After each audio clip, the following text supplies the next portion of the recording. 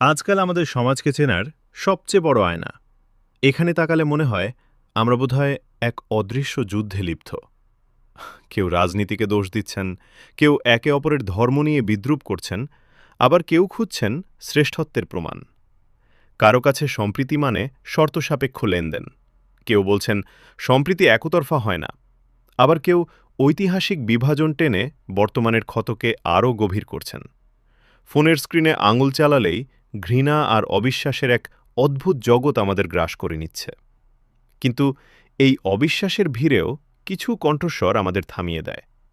কেউ যখন মনে করিয়ে দেন যে ইজতেমার ভিড়ে হিন্দু ভাইদের দোকান থেকে খাবার খেয়েই মানুষের দিন কাটে, বা কেউ যখন হারানো সন্তান ফিরে পাওয়ার জন্য অন্য ধর্মের মায়ের পাশে দাঁড়িয়ে প্রার্থনা করেন, তখনই বোঝা যায় আসল সম্পর্কটা কিবোর্ডে নয়, রাজপথে আর রক্তে মিশে আছে। ধর্ম আমাদের পরিচয় হতে পারে, কিন্তু ঘৃণা আমাদের ভবিষ্যৎ হতে পারে না।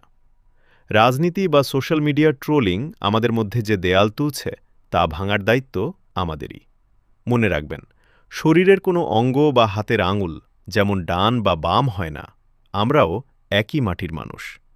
ঘৃণা নয়, সম্প্রীতিই হোক আমাদের ভাষা।